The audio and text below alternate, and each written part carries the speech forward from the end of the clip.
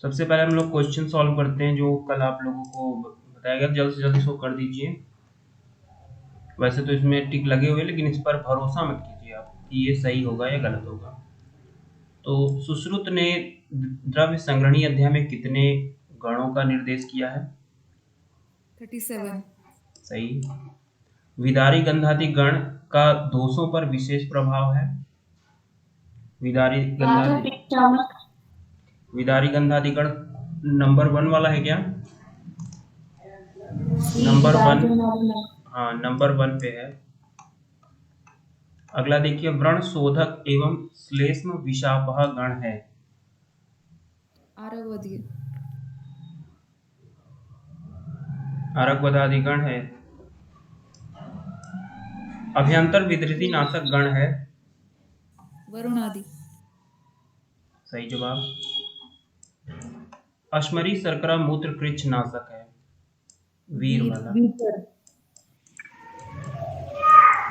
अगला देखिए, निम्न में से शुक्र दोष विनाश विनाश गण है। सभी सभी हैं। मुस्कादिगण, वल्ली पंचमूल, कंटक पंचमूल, क्योंकि ये दोनों कफ को खत्म करते हैं, तो उसमें लिखा भी हुआ है, दोनों के लिए एक ही सेंटेंस है। अगला देखिए, निम्न में से योनि दोष हृत कौन है? आंसर दीजिए, योनि दोष हृत कौन सा है? न्यूग्रोध। नेग्रो। आगे देखिए, निम्न में से स्तन्य शोधन गण है। स्तन्य शोधन सभी हैं। वचा हरिद्रादिगण, मुस्तादिगण। आमातिसार, पक्वातिसार नाशक गण है क्रमशः।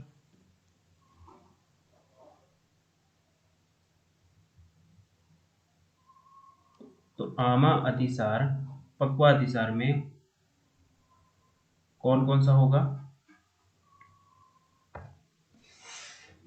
तो फर्स्ट वाला होगा शायद। सही है। अश्मरी शर्करा मूत्र कृच्छ में उपयोगी गण हैं। बोथ। दोनों। सही जवाब, दोनों में थे। बस उषक आदि में गुल्म भी था, और वीरतावादी गण में जो लिखा है ये, इसमें मूत्र कृच्छ मूत्राघात था। आगे देखिए, काकुल आदि गण के द्रव्य नहीं होते हैं। स्तन्यजनक, स्तन्यशोधक, जीवनी, वृंगणी। तो शोधक नहीं होता है, स्तन्य कर होता है। संधानी एवं पक्वातिसार नाशक गण है। संधानी एवं पक्वातिसार नाशक। तो पक्वातिसार 2 ही थे। अम्बष्ठी इसका आंसर। सही है। ये बताइए, अम्बष्ठ मतलब होता क्या है? इसका क्या पाठा को मतलब? बोलते पाठा को बोलते हैं। आगे देखिए, निम्न में से ज्वर नाशक गण है।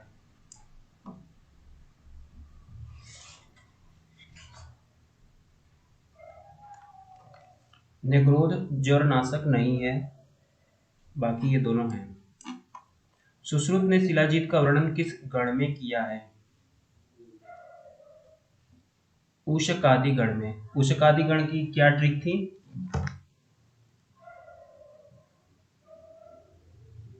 उस शिला से तू ही कासीस। हाँ, उस शिला से तू ही काशी। किस गण के में केवल धातुओं का वर्णन मिलता है? त्रिपवादी गण। चक्षुष दीपन वृक्ष गण है। चक्षुष होगा, दीपन और वृक्ष। आम्लकीय सर। त्रिफला विशेष रूप से किस ज्वर का नाशक होता है? विषम ज्वर। प्रमेय व कुष्ठ नाशक है। त्रिफला, त्रिकटु, त्रिउषण, तो उसमें सभी। एक सेकंड। तो आगे देखिए, अम्ल के आदि गण का द्रव्य नहीं है। विभीत की नहीं होता। हाँ ये सही है।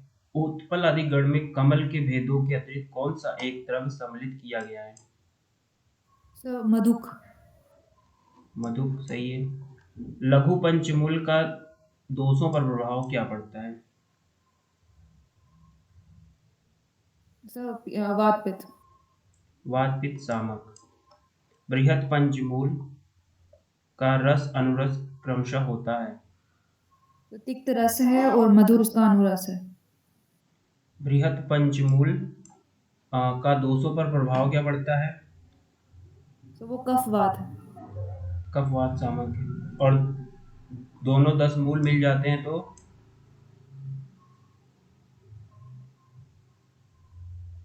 त्रिदोष। स्क्रीन दिख रही है आप लोग को? नहीं सर। नहीं दिख रही है तो बताना चाहिए था।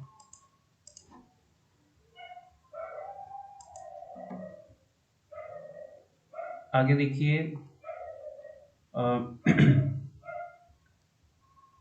ये हो गया। निम्न में से वल्ली पंचमूल का द्रव्य नहीं है।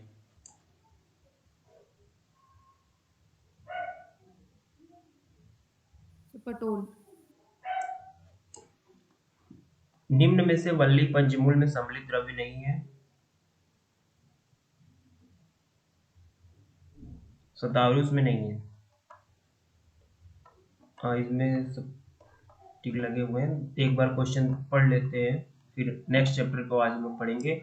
वल्ली कंटक पंचमूल विशेष रूप से है। देखो वल्ली और कंटक पंचमूल कफ को समन करते हैं क्योंकि कांटेदार होते हैं, तो कांटेदार है तो कफ हर।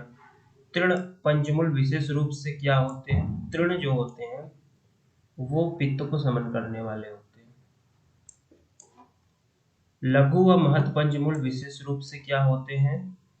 लघु और महत पंचमूल विशेष रूप से अगर पूछ दिया जाए, हाँ अगर विशेष शब्द आ गया तो वाथर, और नहीं अगर पूछा जाए 10 मूल का दोषों पर प्रभाव पड़ता है त्रिदोषर होता है।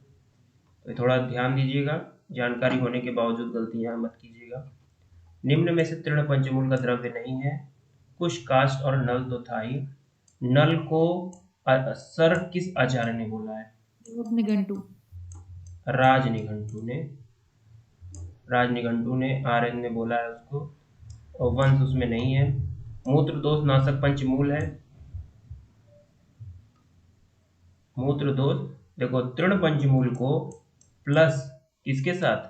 दुग्ध के साथ लेने पर ये मूत्र रोगों को तो समाप्त करता ही है, और एक और रोग है जिसको समाप्त करता है, आप बताइए कौन सा रोग है?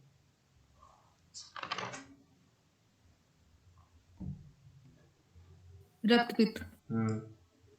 रक्त पित्त है वो रोग जिसमें दुग्ध के साथ लिया जाता है। ये पित्त को समन करता है इसीलिए दूध के साथ लिया जा रहा है। शुक्र दोष नाशक पंचमूल है।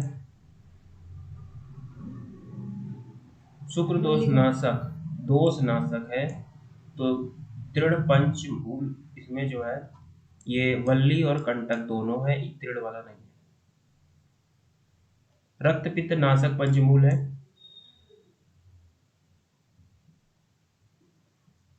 रक्त पित्त नाशक तो वल्ली और ये दोनों हैं।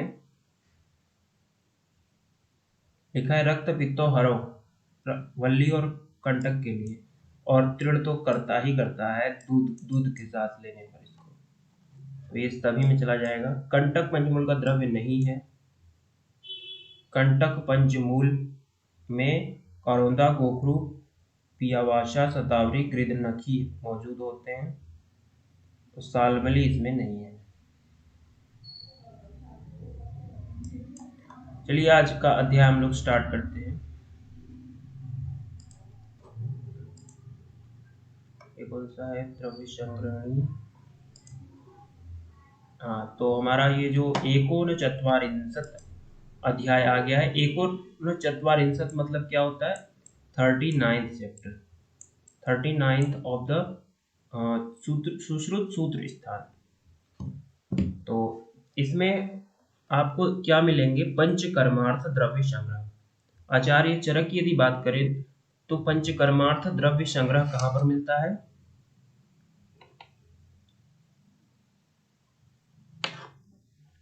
सूत्र स्थान में कहाँ पर मिलता है?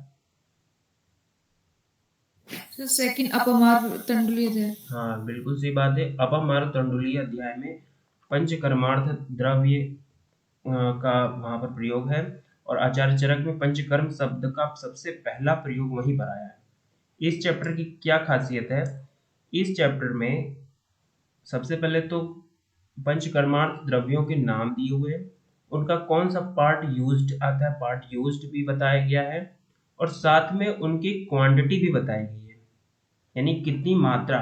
ये जो मात्रा वाला कॉन्सेप्ट है ये सबसे इंपॉर्टेंट है कि आचार्य सुश्रुत ने औषधि मात्रा का विवरण कहाँ दिया है। तो सुश्रुत सूत्र 39 की ये विशेषता है कि इन्होंने मात्रा के बारे में यहाँ बताया हुआ है। 3 मात्राओं का जिक्र मिलता है यहाँ पर। क्योंकि आचार्य जो चरक हैं उनकी क्या विशेषता मैं आप लोगों को बता दे रहा हूँ। चरक की खास बात यह है कि चरक इंडिविजुअलाइज्ड मेडिसिन को अप्रोच करते हैं। इंडिविजुअलाइज्ड मेडिसिन में जब आप बात करेंगे तो आप किसी भी स्पेसिफिक पर्सन को एक क्वांटिटी डिसाइडिंग नहीं कर सकते। वो अलग अलग पेशेंट्स को अलग अलग औषधियों देने का individualised treatment, individual treatment, personalised medicine का कॉन्सेप्ट आचार्य चरक का है। उन्होंने कभी किसी की मात्रा को डिसाइड ही नहीं किया, क्योंकि राजाओं का चिकित्सक थे वो, और अलग अलग राजा अलग अलग कद काठी के, अग्नि बल के होते थे, तो उनकी चिकित्सा अलग अलग तरीके से की जाती थी। लेकिन जब आ गए सुश्रुत और उन्होंने देखा कि मात्रा प्रमाण जरूरी है, जनरल पब्लिक के लिए भी बहुत जरूरी है, तो एक मध्यम मीन वैल्यू दे दिया। Mean value is the most important for medical purpose. किसी भी पर्पस के लिए उसका जो एवरेज होता है, मध्यम, बहुत इंपॉर्टेंट होता है। मध्यम बल व्याधि अग्नि बल, तो इसमें ना ही हम हीन बल वालों को माने हैं, ना ही उत्तम बल वालों को मान रहे हो, उन सभी को एवरेज कर लो। तो एक एवरेज पैमाना होना चाहिए, वो आचार्य सुश्रुत की देन है। तो सुश्रुत ने मध्यम बल के लिए ही बताया है, क्योंकि उत्तम और इसमें नहीं बता सकते हो आप उसमें आप, क्योंकि किसी का बल मान लो एकदम ही जीरो है तो कैसे कर सकते? सबका बल ले लो और उसमें डिवाइडेड बाई कितने लोग थे। ये आजकल हम लोग इसको मेडिकल स्टैट्स में पढ़ते हैं कि एवरेज क्या है लोगों की, किसी भी अवस्था का एक एवरेज निकालकर उसको करते हैं। तो एवरेजिंग का कॉन्सेप्ट यहाँ सुश्रुत सूत्र 39 में मिलता है।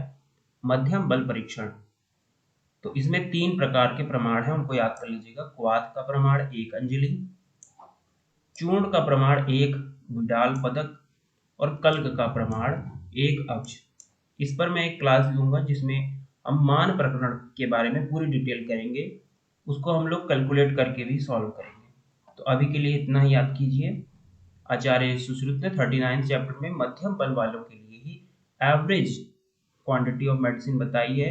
उसमें क्वाथ का प्रमाण 1 अंजलि, चूर्ण का प्रमाण 1 विडाल पदक, और कल्क का प्रमाण 1 अक्ष प्रमाण माना है।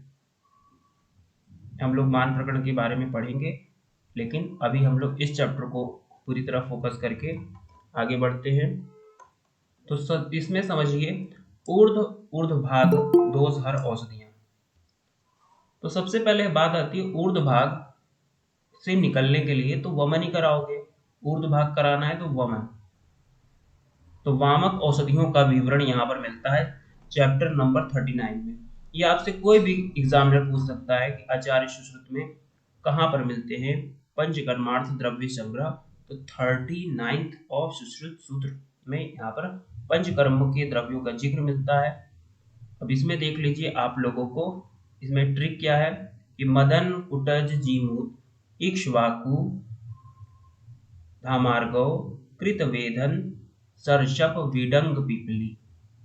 यहाँ पूर्णांग जो है पुन्नाड, यहाँ तक के फल को यूज करोगे। कोवीदार, करबूदार, ये सब अश्वगंधा का या क्या करते हो, रूट यूज करते हो, मूल यूज करते हो। यहाँ वचा तक यहाँ पर श्वेता, षणपुष्पी, ये देखिए श्वेता का मूल यूज कर रहे हो यहाँ पर। तो श्वेता का यहाँ पर मूल यूज कर रहे हो। षणपुष्पी, बिंबी, वचा, मूल इसका वचा, इन सबका रूट यूज करना है।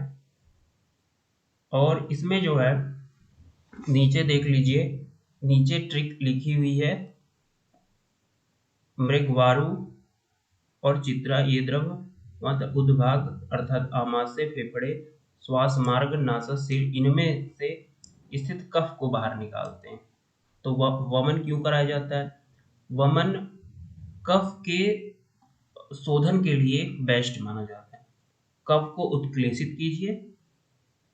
कफ को सबसे पहले उत्क्लेशित नहीं करते हैं, सबसे पहले स्नेहन स्वेदन करते हैं, जिससे कफ जो है पिघल जाता है। इसके बाद कफ को उत्क्लेशित करके बाहर निकाल देते हैं। तो ऊर्ध्व भाग से आमाशय, फेफड़े, श्वास मार्ग, नासा मार्ग, सिर में स्थित कफ को बाहर निकालने का काम किया जाता है। और इसमें देख लीजिए, इसमें क्या है, इनमें द्रव कोविदार से पूर्व औषधियों के फल को, कोविदार से चित्रा तक की औषधियों को जड़ प्रयुक्त में लाया जाता है। तो इसमें जो है यही ट्रिक है, फल और मूल वमन के लिए। आगे देखिए, अब हम लोग आ गए हैं अधोभाग। अधोभाग अर्थात है विरेचन के द्रव्य। तो विरेचन के द्रव्यों में थोड़ी सी लंबी ट्रिक यहाँ पे बताई जाएगी। तो इसमें लाइन्स लिखे हुए हैं, त्रिवित, श्यामा, दंती, द्रवंती, सप्तला, संखिनी। तो इसमें जो है यहाँ पर नेक्स्ट लाइन में आ जाइए। तो तिलवक से पूर्व की औषधियों की जड़ को लेनी चाहिए। तो इसमें आप तिलवक को यहाँ पर टिक कर लीजिए, और इनसे पहले के ये टिक कर लीजिए कि इनका मूल यूज मिला रहे हो, यानी त्रिवृत, श्यामा, दंती, द्रवंती का, सप्तला, संखिनी, सबका, इन सभी औषधियों, यहाँ तक की औषधियों का, तिलवक तक के औषधियों क्या यूज करोगे? मूल यूज करोगे।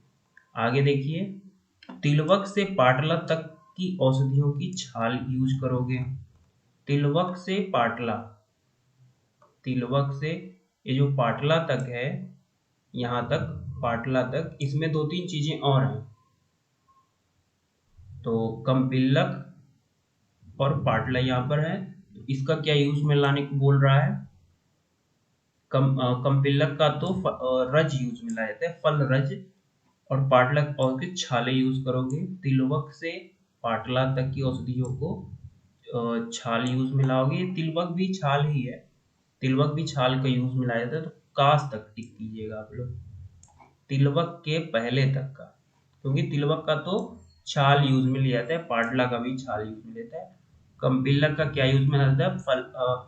फल के ऊपर स्थित रज का उपयोग किया जाता है। और किसके प्रयोग में? विरेचन के प्रयोग में लिया जाता है। कंपिल्लक के फल के ऊपर संचित हुए रज का ग्रहण करें। सुपारी से लेकर एरंड तक के फल को, सुपारी को बोलते हैं पूग फल को, पूग फल से लेकर एरंड तक के फल को यूज में लाना है। जैसे पूग फल, एरंड तक के फल का यूज करना है। महावृक्ष का छीर यूज में लाना है। महावृक्ष का क्या? छीर। महावृक्ष किसका पर्याय है? आप लोग बताइए। तो आरगवत का?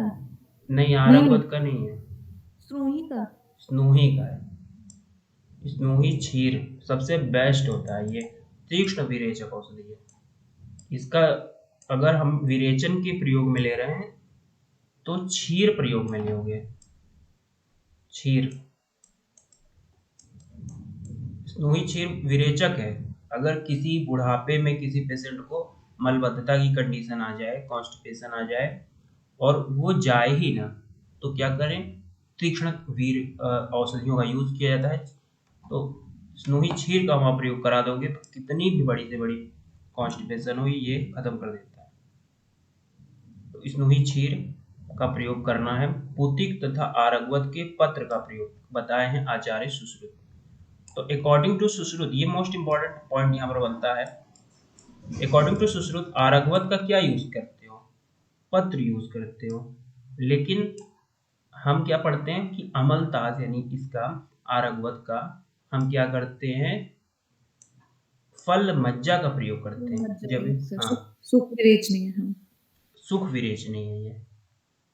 लेकिन पत्र का तो हम क्वचित प्रयोग करते हैं। क्वचित का क्या मतलब है? नॉट फ्रीक्वेंटली, रेयरली, रेयरली प्रयोग करते हैं। उसके उसके पत्तों का यूज बहुत रेयरली करते हैं। लेकिन सुश्रुत ने तो पत्तों का ही प्रयोग बता दिया है, फल मज्जा को नहीं माना। लेकिन आपसे जनरल पूछा जाए अमलतास का क्या यूज में लाते हो, तो फल मज्जा। अकॉर्डिंग टू सुश्रुत क्या यूज में लाते हो, तो पत्तियों का यूज उन्होंने बताया है। तो इतनी बातें इसमें हो गई। महावृक्ष बाकी के क्षीरों का प्रयोग करते हैं आपके बाद। तो ज्योतिषमती देखिए यहाँ पर, ज्योतिषमती का अगर क्षीर प्रयोग कर रहे हो तो वो क्या करेगा? विरेचन करेगा। अभी पढ़ाया जाएगा। ज्योतिषमती का मूल यूज में कर रहे हो तो वो क्या करेगा? वो असल में ज्योतिषमती का अगर मूल यूज कर रहे हो तो वो सिरो विरेचन का काम करने लगेगा। पूतिक और आरगवत का क्या यूज करते हैं अकॉर्डिंग टू सुश्रुत? अब आंसर क्या? पत्र। पत्र। पूतिक और आरगवत का पत्र यूज करते हैं अकॉर्डिंग टू सुश्रुत। जो ज्योतिषमती सर उसका तेल है, तेल मेदे कैटेगरी में आता है, मेदे बोला जाता है ज्योतिषमती का ना, टॉनिक। ये सर हाँ ज्योतिषमती का जो तेल है वो ब्रेन टॉनिक के तौर पर लिया जाता है। नाक से भी लेते हैं कुछ लोग इसको, ताकि वो नासा ही शीर्षोद्वार, इस कॉन्सेप्ट से कुछ लोग मुख से भी लेते हैं। तो ये ब्रेन टॉनिक मालकांगनी ऑयल का यूज किया जाता है सिरोविरेचन में। अगर उसके फल उसके अगर रूट का यूज कर रहे हो तो आचार्यों ने बोला है। आगे आगे ये देखिए, उभय उभय भाग दोष हर, यानी उभय भाग मतलब दोनों से, दोनों प्रोसीजर हो जाए। कुछ ऐसी औषधियां हैं जो दोनों को ही ऊर्ध्व भाग से निकालने की क्षमता रखती है। पिछले चैप्टर में आप लोगों को ये पढ़ाया गया था कि वामक औषधियों में कौन से गुण, कौन से महाभूत प्रधान होते हैं, आप लोग बताइए। सर अग्नि और वायु। अग्नि, वायु और आकाश महाभूत भी, तीनों महाभूत प्रधान होते हैं वामक में। और गुरु वाले में विरेचन, एक देखिए ऊपर की ओर बढ़ रहा है, एक नीचे की ओर जा रहा है। लेकिन सर आकाश वाला तो संशमनीय था ना। सर आकाश महाभूत प्रधान वाला संशमन करता है, और पृथ्वी जल वाला अधोभाग मतलब विरेचन, और ऊपर से अग्नि और वायु शायद। ठीक है, ठीक है, आपका सही है कहना। इसका इसका जो है वही होगा जो आप बता रही हैं कि क्योंकि संशमन के लिए वायु महाभूत होती है, वायु नहीं आकाश महाभूत होती है। लेकिन मैंने तीनों पढ़ा था ऐसा मुझे लग रहा है। सर हाँ सर, किसी किसी मतलब संहिता में है डिफरेंस, किसी ने पता नहीं माना, किसने एग्जैक्टली रेफरेंस नहीं पता, बट कहीं तो पढ़ा है। हाँ, तो यहाँ पर आगे बढ़ते हैं हम लोग। तो ये जो है अमलतास के फल की गूदे का विरेचनार्थ उपयोग किया जाता है, सुख विरेचक है। अब आगे आगे बढ़िए, और हम लोग कहाँ बढ़ रहे हैं? केसातकी। ये उभय दोष, उभय वाला कौन कौन सा है? इसमें आपको 5 मिलेंगे टोटल, इन द टोटल 5 मिलेंगे। ये 5 क्या काम करते हैं? ये स्वरस होते हैं, इनका स्वरस ही यूज में लिया जाता है। नाम देख लीजिए, केसातकी, सप्तला, संकनी, देवदाली और करेला। इसको याद करने की ट्रिक है, देव ने 7 कार शंखनी को दिए। देव ने 7 कार शंखनी को दिए। देवदाली, देव से देवदाली, 7 से सप्तला, कार से करेला, कार से करेला हो गया, शंखनी, शंखनी को से क्या हो गया, कोशातकी, और दिए से मतलब कुछ भी नहीं, दिए से कोई भी चीज नहीं। तो इस सेंटेंस को पूरा करने के लिए रखा गया है यहाँ पे। तो देव ने 7 कार शंखनी को दिए, कोशातकी, सप्तला, शंखनी, देवदाली और करेला। ये जो है 5 द्रव्य उभय भाग दोषहर द्रव्य है। इनका क्या यूज में लाते हो, केवल स्वरस यूज में लाते हो। आगे देखिए, शिरोविरेचनार्थ द्रव्य संग्रह। शिरोविरेचनार्थ द्रव्य संग्रह में थोड़ी सी मेहनत करने की आवश्यकता पड़ सकती है। तो इसमें जो है सबसे ऊपर के पौधों का जिक्र जो बताया जा रहा है, पिपली, वायविडंग, अपामार्ग, सहजन, श्वेता, सरसों, शिरीष, काली मिर्च। ये मिर्च तक यानी काली मिर्च तक फल यूज में लाओगे। पिपली, वायविडंग, वायविडंग किसको बोलते हैं? सर विडंग को ही कहते हैं सर। ओके, पिपली, वायविडंग, अपामार्ग। तो इसमें जो है श्वेता, सरसों, इनका फल यूज में लाओगे। इसके बाद कनेर, कुंदरू, अपराजिता, कटवी, बच्चा, मालकांगनी, करंज आक, इनका जड़ यूज में लाओगे। नीचे लिखा हुआ है सारी ट्रिक। और उसके बाद श्वेता का आक, श्वेत पुष्प का आक, लहसुन, अतिश फल, सोंठ, ये जो तालीस पत्र और तमाल पत्र है, और सुरसा, तुलसी, अर्जक, इनका पत्र यूज में लाओगे। यानी तालीस पत्र से लेकर अर्जक तक क्या यूज में लाओगे, पत्र। और इंगुदी, मेघसिंगी का छाल यूज में लाओगे। इंगुदी, मेढा सिंगी का छाल यूज में लाओगे। तो यहाँ पर ये चीजें इसमें ट्रिक है। बिजौरा का बेस, सुरंग। फिर बिजौरा नींबू यानी क्या बोलते हैं बिजौरा नींबू को, मातुलुंग। मातुलुंग से लेकर यहाँ महुए तक क्या बोलो, इसका सार यूज। अब नींबू को निचोड़ते हो तो उसका सार निकलता है ना। तो जैसे किसी पौधे को हम लोग पीसते हैं और उसके सिर्फ सार को निकाल लेते हैं। तो सार जो है यहाँ पर बताया जा रहा है, महुए तक के, ये मातुलुंग से लेकर महुए तक को सार यूज में लाओगे।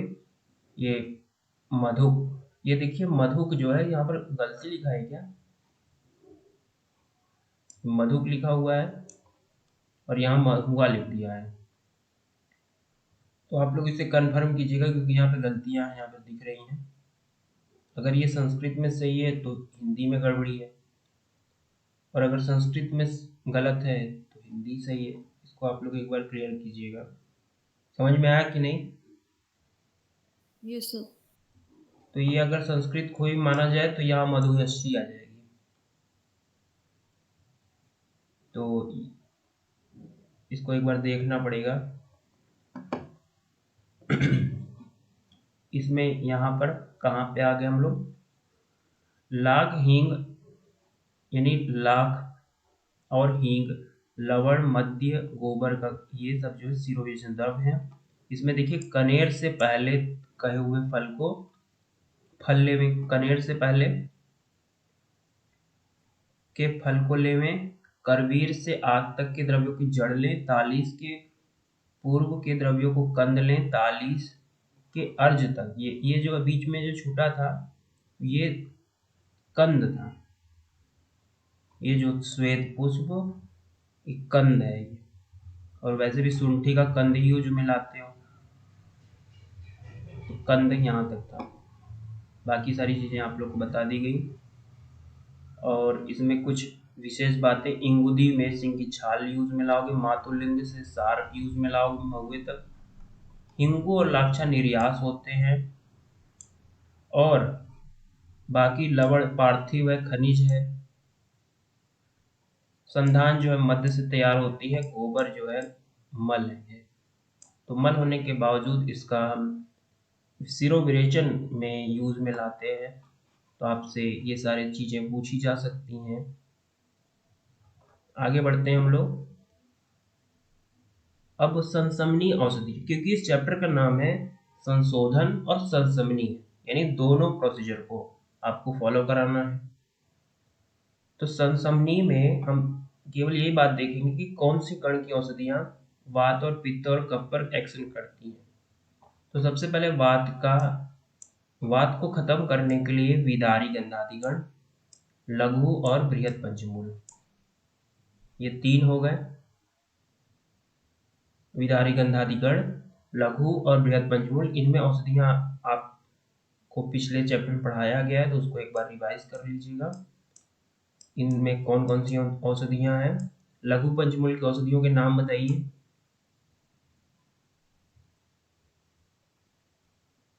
लघु पंचमूल के औषधियों के नाम बताइए आप लोग, किसी को आती है?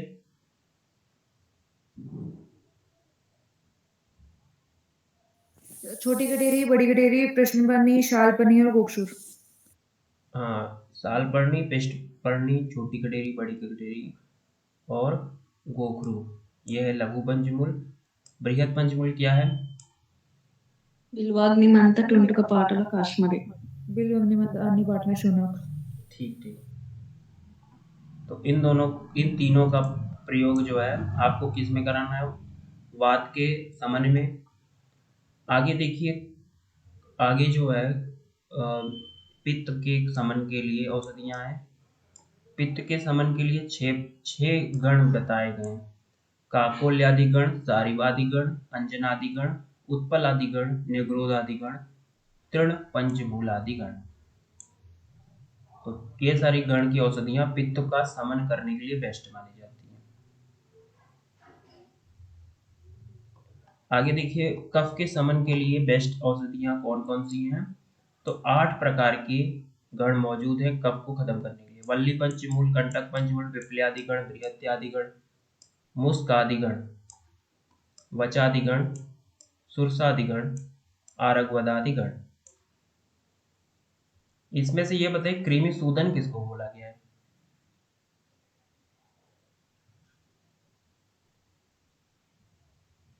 इन सभी में से किसी को कृमि सूदन कहा गया है? सुरसादिगण। बिल्कुल सही है, सुरसादिगण को कृमि सूदन कहा गया है। और हृदय कौन सा है? परुषक।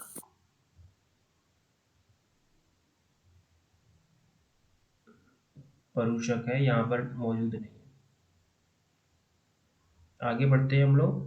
तो वही मैं बता रहा था कि औषधि प्रमाण इज डिपेंडेंट ऑन 3 फैक्टर्स। रोगी के बल पर डिपेंड करता है, जठराग्नि पर और रोग पर डिपेंड करता है। औषधि की मात्रा इज डिपेंडेंट ऑन 3 फैक्टर्स। रोग कौन सा है? रोग बड़ा, औषधि की मात्रा बड़ी। रोग छोटा और औषधि की मात्रा घटा दी जाती है। जठराग्नि पर किस तरह से डिपेंडेंट है? जठराग्नि का बल तेज है तो औषधि की मात्रा भी ज्यादा होनी चाहिए, या ज्यादा दे सकते हो, ये भी कह सकते हो कि दे सकते हैं। बट अगर जठराग्नि का बल कम है तो औषधि की मात्रा भी कम होनी चाहिए। इज डिपेंडेंट ऑन, ये डायरेक्टली प्रोपोर्शनल है दोनों। ये क्या? रोगी का बल अगर ज्यादा होगा तो औषधि ज्यादा भी वो पचा सकता है, और अगर रोगी का बल कम है तो वो रोगी का अगर बल ही क्षीण है तो वो औषधि ज्यादा ले नहीं सकता। अब यहाँ पर 3 कंडीशन बताई गई हैं, आप लोगों को ध्यान में रखना है कि रोग के बल अगर उपेक्षा की जाए, रोग के बल से अगर अधिक औषधियां दे दोगे तो उस रोग को तो नष्ट कर देगा, लेकिन अन्य व्याधि उत्पन्न कर देगा। तो यही आजकल मॉडर्न मेडिसिन में चल रहा है, रोग के बल से ज़्यादा औषधियाँ दे देते हैं, उस रोग को तो खत्म कर देगा लेकिन दूसरा रोग बढ़ा देगा। इसको ध्यान में रखना पड़ेगा आपको। जठराग्नि किस तरह से डिपेंडेंट है, तो जठराग्नि औषधियों को पाक कराती है, उसको पचाती है, तभी तो रस गुण विपाक अलग अलग होते हैं और तभी तो फंक्शनिंग होती है। कुछ औषधियाँ रस से, कुछ गुण से, कुछ वीर विपाक से, अलग अलग औषधियाँ। जठराग्नि का काम तो जरूरी है, लेकिन अगर जठराग्नि को ध्यान में नहीं रखा जाए तो अजीर्ण हो जाएगा, सूल हो जाएगा, पेट में अफारे आने लगेंगे, पेट में दर्द होने लगेगा, क्योंकि औषधि को पचा ही नहीं पाया।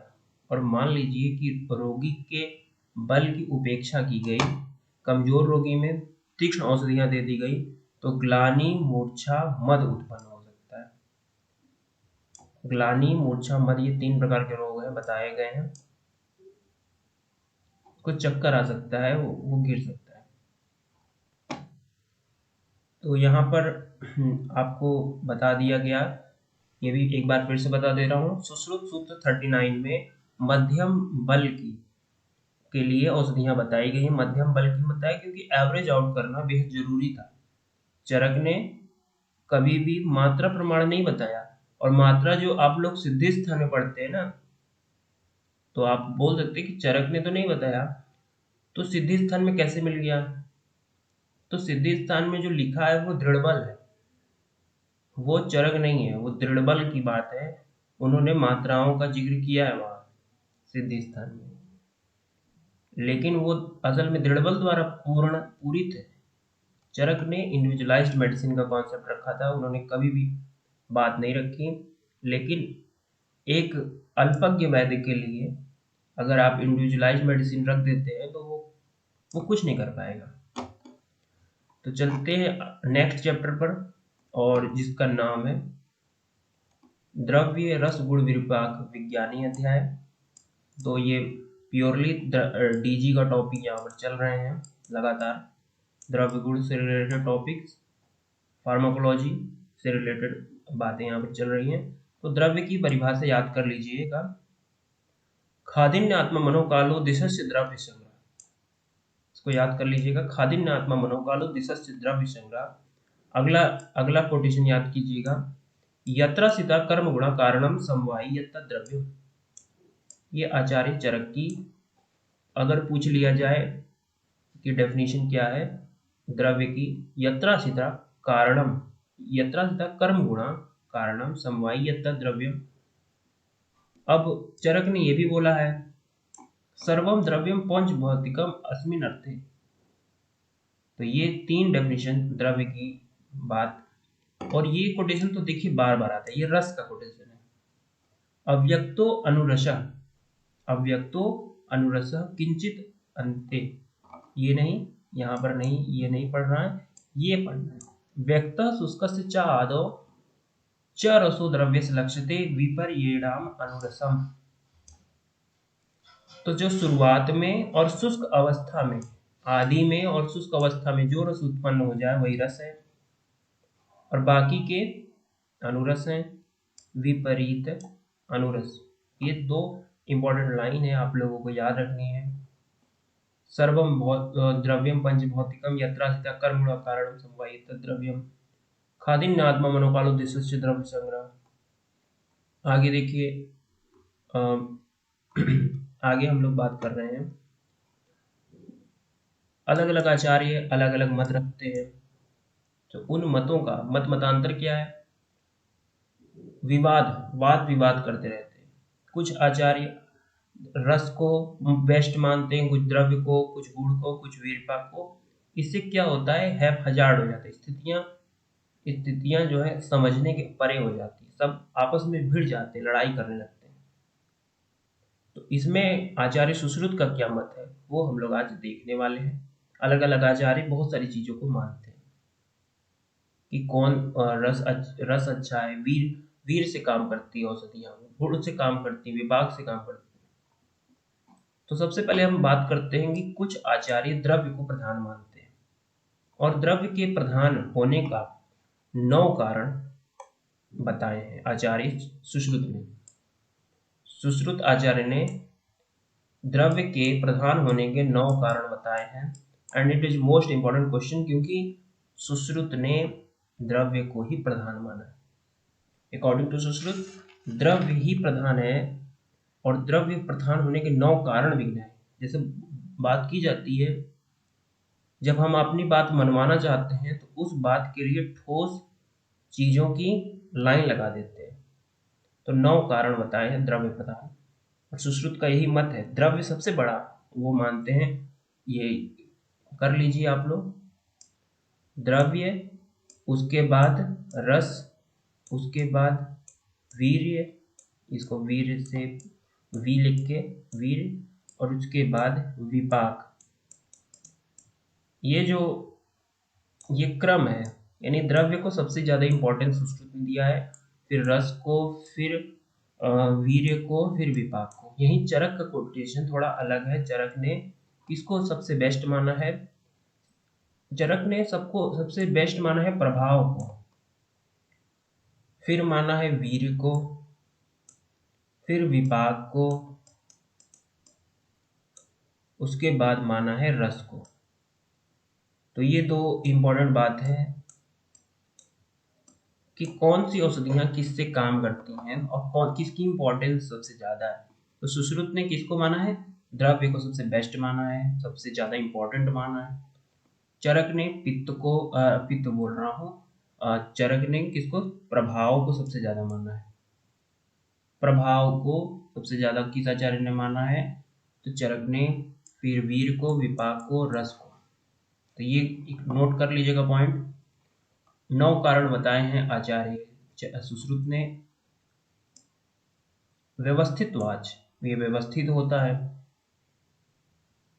कैसे? आमे फले, यानी आम अवस्था में कुछ फल अलग टेस्ट के होते हैं, पक्व अवस्था में कुछ और बदल जाते हैं, लेकिन आम तो आम ही रहता है, इसलिए व्यवस्थित होने के कारण। रस तो बदलते रहते हैं लेकिन ये व्यवस्थित रहता है। नित्यत्वाच, उसका भी लगभग वही अर्थ है। कल्क और ये सब अलग होते हैं, कल्क आदि। पंचविध, कसाय, कल्पना अलग अलग होती हैं, लेकिन उसके अंदर नित्य मौजूद औषधि वही रहती है। स्वजाति अवस्थानाच, स्वजाति अवस्थानाच मतलब कि जो उसके अंदर औषधि है, जैसे पार्थिव अगर द्रव्य है तो वो पार्थिव ही रहेगा। इसको अलग तरीके से समझ सकते हैं कि अंगूर का फल अंगूर ही होगा।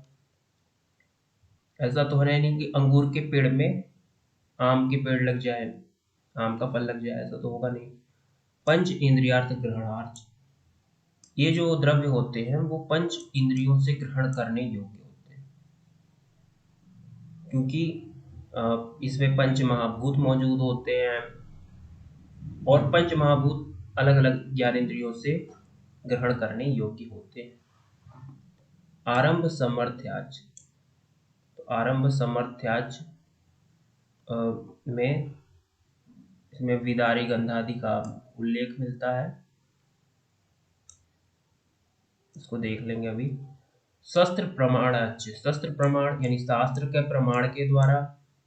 क्रमा उपेक्षितवाद, तो क्रम की उपेक्षा इसमें रहती है। रसादीनाम रसादयो द्रव्य कर्म उपेक्षते।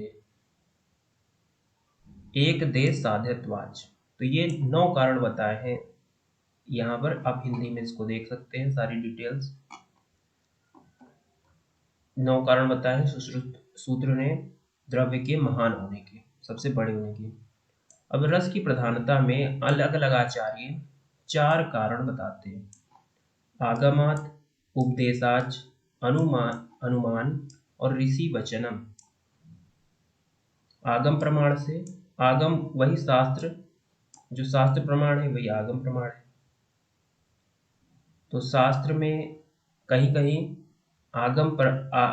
शास्त्र में कहीं कहीं ये जो है रस को प्रधान माना गया है, और कहीं कहीं इसको माना गया, तो शास्त्र प्रमाण दोनों को ही बड़ा मानता है, ऐसा आप मान सकते हैं, अनुमान के तहत और ऋषि वचनों के तहत। तो ये 4 कारण बताए गए हैं रस की प्रधानता के। आगे बढ़ते हैं हम लोग। वीर्य जो है आचार्य सुश्रुत ने 2 प्रकार का माना है, एक तो 2 और एक 8। ये 8 वाला जो है गुण प्रधान है, मतलब गुड़ की तरह दिखने में है, और ये जो 2 वाला है वो उष्ण और शीत है। तो वीर्यम द्विविधम उष्णम शीतम,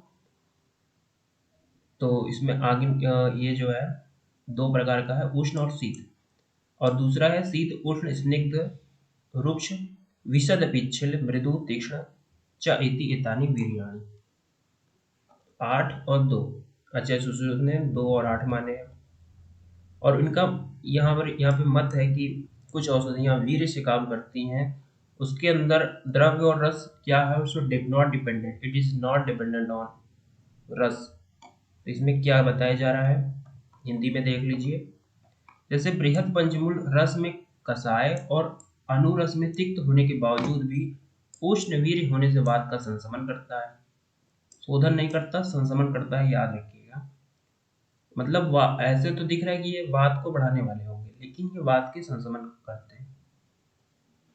आगे देखिए, बीच बीच में एक एक पढ़ते हैं। जैसे इक्षु को लेते हैं, इक्षु क्या है, गन्ने को बोलते हैं, वो मधुर है, और शीत वीर्य है, तो शीत वीर्य से वायु को बढ़ा देता है। शीत वीर्य से क्या करेगा, वायु को बढ़ा देगा। आंवला क्या है, अम्ल रस है, लेकिन ये क्या करता है, इसके अंदर शीत वीर्य है तो पित्त को समन कर देता है। आंवले में रस, ये अम्ल और लवण भी है, लेकिन ये पित्त को समन करता है। क्यों? क्योंकि वो उसका शीत वीर्य रहता है। एक और एग्जाम्पल लेते हैं, मधु जो है मीठा होता है, नहीं मधुर होता है, लेकिन वो रुक्ष वीर्य होने के कारण कफ को शांत करता है। तो रुक्ष वीर्य यहाँ पर लिखा है, आचार्य चरक ने रुक्ष गुण बोला है, वहां गुण बोल दिया है, यहाँ पर वीर्य का एग्जाम्पल लिया गया। तो इन सभी को आप लोगों को याद रखना चाहिए। जैसे मछली का एक और एग्जाम्पल लेते हैं, मत्स्य मधुर रसवती होती है, पर उष्ण वीर्य होने से पित्त को बढ़ाती है। तो ये एक वीर्य के महत्व को बताने के लिए यहाँ पर इतनी बातें रखी गई हैं। अब इसके बाद ऐसा रस जो है वात सामक, ऐसा पित्त सामक, ऐसा कफ सामक नहीं हो सकता। अगर उसके अंदर ये वीर्य मौजूद है, तो चाहे वो औषधि में कितना ही वात सामक रस हो, लेकिन अगर उसके अंदर वीर्य इस प्रकार के हैं, जैसे रोक्ष, लघु और शीत, तो वो कभी भी वात को समन नहीं कर पाएंगे। रोक्ष, लघु, शीत। पित्त के लिए क्या क्या है, तीक्ष्ण, उष्ण, लघु। तीक्ष्ण, उष्ण, लघु अगर पित्त के वीर्य है, कोई भी द्रव्य के वीर्य है, तो वो पित्त को समन नहीं कर पाएगा। स्नेह के और कफ के लिए क्या किया गया है, स्नेह, गौरव, शैत्य। तो शैत्य 2 में आया है, शीतल, इसमें लघु है, इसमें गुरु है, इसमें रोक्ष है, इसमें स्नेह। तो दिस इज इसमें जो है ये 2 एक है, लेकिन ये 2 एकदम अपोजिट है। इनको याद करना आसान हो गया। तीक्ष्ण, उष्ण, लघु, इसको पित्त वाले को याद कर लीजिए। आगे देखिए, विपाक के बारे में क्या कहते हैं सुश्रुताचार्य। तो कुछ लोग इसको विपाक को प्रधान मानते हैं, कुछ आचार्य जो वाद विवाद करते हैं वो आचार्य कि कौन सा महत्वपूर्ण है। तो विपाक को जो आचार्य उत्तम मानते हैं, बड़ा मानते हैं, उनका भी मत सुन लीजिए। उनका क्या मत है, तो सबसे पहले एक इम्पॉर्टेंट बात मैं आप लोगों को बता दे रहा हूँ कि सुश्रुत ने 2 विपाक ही माने, ये मोस्ट इम्पॉर्टेंट बात है। आचार्य सुश्रुत ने 2 विपाक माने, लेकिन चरक ने कितने माने, कितने माने बताइए। तो 3 माने। तीन माने हैं, मधुर, अम्ल और कटु। लेकिन यहाँ पे अम्ल नहीं है, सुश्रुत में अम्ल नहीं है। अम्ल क्यों नहीं है इसका भी रीजन बताया जाएगा। तो सुश्रुत ने 2 ही माने और चरक ने 3 माने। लेकिन अगर आपसे असर्शन रीजन में आ जाए कि क्यों ऐसा है, तो आपको ये करना है कि आचार्य सुश्रुत का ये मत है कि ये जो अम्ल है वो विपाक की स्थिति तब आती है जब विदग्धावस्था आती है। जब आप लोगों को पढ़ाया गया था पित्त की विदग्धावस्था में अम्ल हो जाता है, उसी तरह कफ जो है विदग्धावस्था में कौन सा रस हो जाता है? लवण। तो लवण हो जाता है। तो जब विदग्धावस्था को ही आप नेचुरल बोल रहे हैं, यानी जो पैथोलॉजी है आप उसको फिजियोलॉजी बोल रहे हैं, तो कफ वाले को भी ले लो तो 4 होने चाहिए। लेकिन ऐसा नहीं है, लवण तो है नहीं, तो केवल और केवल 2 ही रियल होते हैं, 2 ही विपाक होते हैं। और मुझे भी सुश्रुत का कॉन्सेप्ट कहीं ज़्यादा अच्छा लगता है। उन्होंने विपाक को केवल 2 मान लिया है, एक मधुर होगा जो कि गुरु होगा, एक कटु होगा जो कि लघु होगा। सिंपल सी बात, 2 ही विपाक होते हैं। और जो अम्ल विपाक है ये एक प्रकार का पैथोलॉजिकल कंडीशन, विदग्धावस्था है। तो यही यहाँ पर बात बताई जा रही है। विपाक कितने हैं सुश्रुत के? 2 ही विपाक हैं। तो देखिए तेज, वायु, आकाश लघु होते हैं, लघु विपाक। पृथ्वी और जल गुरु विपाक के होते हैं। इसमें दोनों में सिस्टम क्लियर है। आगे देखिए पृथ्वी जल के गुणों की बोलता है, उसमें मधुर पाक होता है जिन पंचमान द्रव्यों में। ये वही बात है कटु विपाक। अगर कोई औषधि पाचन के बाद कटु विपाक हो गई तो उसके अंदर तेज, वायु और आकाश महाभूत की अधिकता है, और ये शरीर को वजन घटाएगी, अपकर्षण करेगी। अपकर्षण क्या? लंघन करेगी आपका बॉडी का। और जो औषधियाँ लेने के बाद पृथ्वी और जल महाभूत के अंतर्गत कन्वर्ट हो जाएं, वो आपको बढ़ाएंगी सिस्टम में क्या करेंगी? वो सिस्टम में बढ़ाएंगी, वजन को बढ़ाएंगी का काम करेंगी। आगे देखिए आगे क्या लिख रहे हैं इसमें। सुश्रुत सूत्र में ये आपको बता दिया गया है, द्रव्य सबसे बड़ा है, फिर रस, फिर वीर्य, फिर विपाक।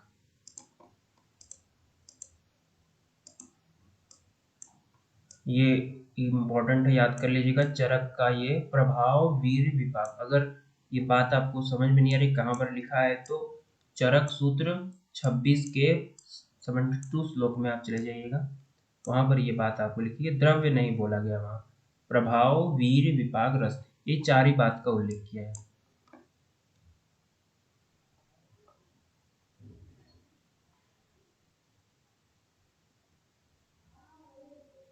तो इसमें आगे हम लोग बढ़ते हैं। मोस्ट इंपॉर्टेंट कोटेशन आ रहा है, पाको नास्ति बिना वीर्य, वीर्यम नास्ति बिना रसात्, रसो नास्ति बिना द्रव्यात्, द्रव्यम श्रेष्ठम स्मृतम्। तो द्रव्य को श्रेष्ठ किस आचार्य ने बोला है? द्रव्य को सर्वश्रेष्ठ किस आचार्य ने बोला है? सुश्रुत ने बोला है। ये इंपॉर्टेंट कोटेशन है, और इसके लिए 9 कारण भी बताए जो कि आपको पहले ही बताया गया, नित्यत्वाच वगैरह। आगे देखिए, श्रेष्ठ द्रव्यमतो ज्ञेयम्, द्रव्य ही श्रेष्ठ होता है, द्रव्य को ही श्रेष्ठ प्रधान मानना चाहिए। ये किसका मत है? ये सुश्रुत का मत है, क्योंकि सभी चीजें द्रव्य में ही आश्रित होती है।